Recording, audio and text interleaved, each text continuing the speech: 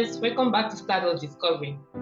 So today I would like to take us through some of the major events that Christians celebrate that are heavily hinged on astronomical events.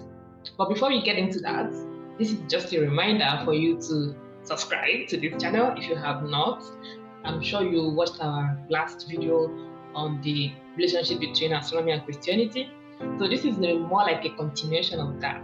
But I'd like you to, share this video to other people, especially Christians, who you think needs to know, the more the merrier, remember? Okay, so today I would like to highlight key events that we celebrate in Christianity that are heavily aligned with astronomy. So it turns out that a lot of the celebrations that are general in Christendom have their rules, especially in terms of the decision on what day they should be celebrated. They are rooted in the solar calendar. And the solar calendar is basically the movement of the Earth around the Sun. So as this happens, we have different experiences depending on when we are facing the Sun. So sometimes the northern people in the northern hemisphere, they are facing the Sun, and the people in the south are away from the Sun. And at other times, people in the south are facing the Sun, and the other people are facing away. So all of this together forms a kind of calendar throughout the year. And we are going to explore how those things impact these days in Christendom. All right, let's dive into that. Now, let's first of all explore the concept of equinoxes and solstices. So I would like to just briefly highlight those because it turns out that most of these events were faced around the equinoxes and solstices. So let's look at equinoxes. So an equinox represents that time of the year when the day and night are almost equal in length. I'm sure you have experienced some days like that. And they occur twice annually. Throughout the year, you experience the equinoxes 2 times, around the period of March 20th or March 21st. And that one is known as the vernal equinox. It also occurred during the September period. Now, this is different for whether you are in the northern hemisphere or you are in the southern hemisphere. But because it's equinox, it is almost the same on both ends, really. So, but the days I'm mentioning is for people in the northern hemisphere. And I think it's even the same for those because it's equinoxes. You are experiencing equal amounts of sunlight during the equal amount of day and night. So it's really equal for both northern hemisphere and southern hemisphere.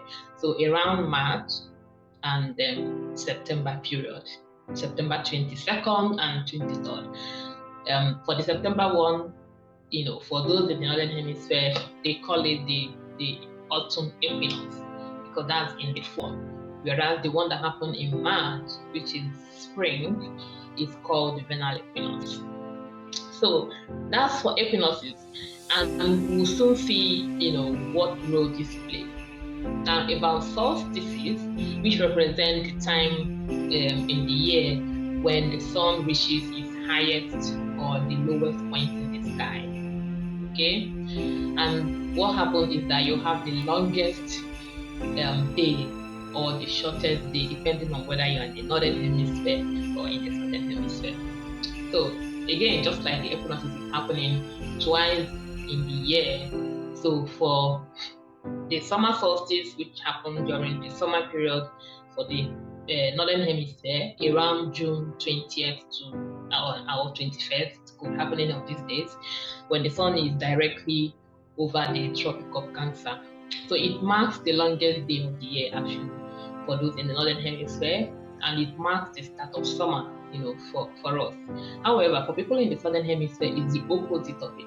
So longest day for those in the northern hemisphere, but it's also the shortest day for those in the southern hemisphere. So it's just 2 times in a whole year, but for the summer one is just once in the whole period, and then you have the other one, which is the winter solstice. I was just getting to that. So the winter solstice occurs around December. So between 21st and 22nd of December, when the sun is directly over the Tropic of Capricorn, and it marks the shortest day of the year for those in the northern hemisphere. But that also means that for those in the southern hemisphere, that's their longest day of the year. So that also marks the start of those in the northern hemisphere. So it's a it's a bit of long days and short days for both ends. So that's what solstice is about. So now let's get to those important days. First of all, Christmas, one of the exciting ones that comes with so much joy and celebration. And it's important that we do not get lost in the celebration and we forget the whole reason, the whole essence of this celebration.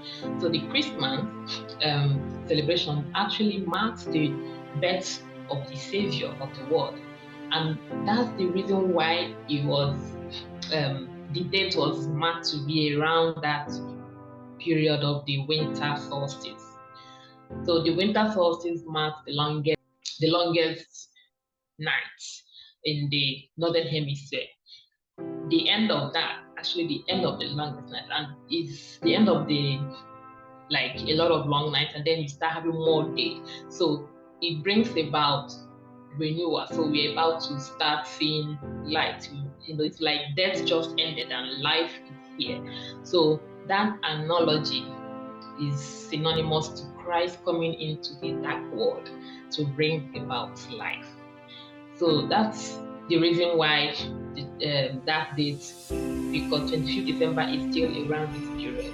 Okay, it's still around the winter solstice. So that's why that date was chosen. So even though it's deeply rooted in astronomy, it did not lose its significance.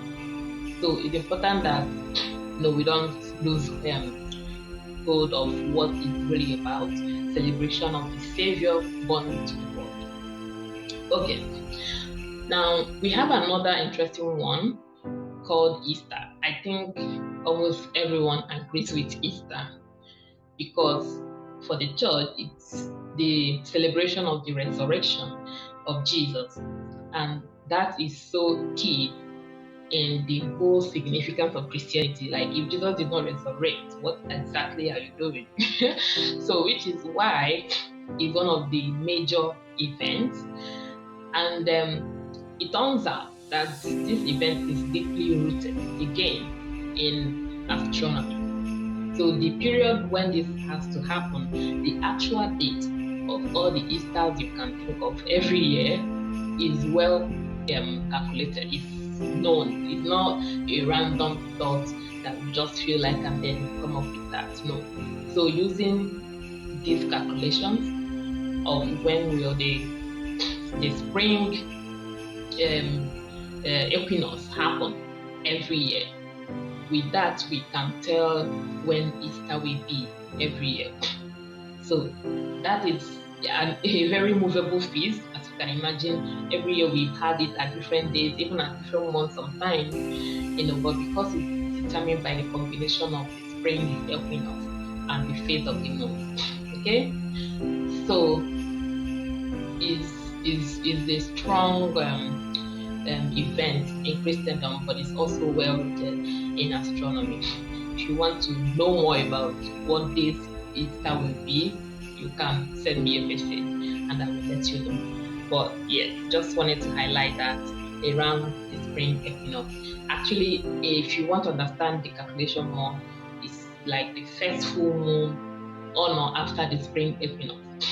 So usually that first full moon, whenever we are going to have the first full moon, that's when it will be, because that first Sunday after the first full moon is, that full moon is regarded as the Paschal full moon. So Pascha is synonymous to Easter, and so that's how that calculation is made.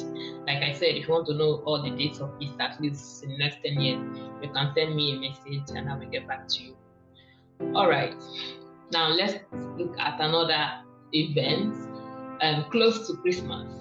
So there is event of the visitation of the three wise men. If you remember, after Christmas, actually 12 days to Christmas, we celebrate this visitation of the three wise men, bringing their gifts to the newborn king. And that story, if you remember very well, there is a star in that story, the star that led the direction, that led the way to where Jesus was at the time. And so, even though the three wise men they followed the star, scientists think that that may not be a star for sure.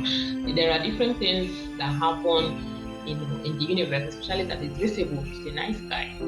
So there are different thoughts that could be an astronomical event that was remarkable during that period. Probably a supernova, one of the supernova of the transient event, actually. And so for that reason, that feast has to be close to Christmas. And this is mostly because of this link. They think that there is an astronomical event that happened around the period Jesus was born. And so just making that connection, between astronomy again and Christendom, that's how the Epiphany, that's the name of the celebration, always on January 6th, the Epiphany, which marks the visit of the Magi, the three wise men, to the infant Jesus, guided by the star of Bethlehem. So that star is called the Star of Bethlehem, even though we may not be sure what exactly it is, whether it's a star or an explosion that happened. But anyway, for the purpose of this, it is the Star of Bethlehem. Alright, so I just wanted to give us only three. There could be more. You can go find out for yourself. But the whole point of this is to let us know that we cannot ignore science. We play an important role in science, and we should get involved. So even as Christians, we should get involved in science, be at the forefront, do the research, come up with the findings, and all of these things, all these controversies, all these conflicts, they are not necessary. And there will not be issues if the right people are at the forefront. Because again, I acknowledge that a lot of the research findings that are being done, even though they are breaking records, they are not acknowledging God, who even provided wisdom in the first place. And so maybe when you get there, you could make that difference and let it be known that God provided wisdom, created the universe, maybe, who knows? So why not get involved, get into that space and create the change you want to see? All right, till next time, see you. Please do not forget to subscribe, share the link, and let your friends watch this video as well. Thank you. Bye.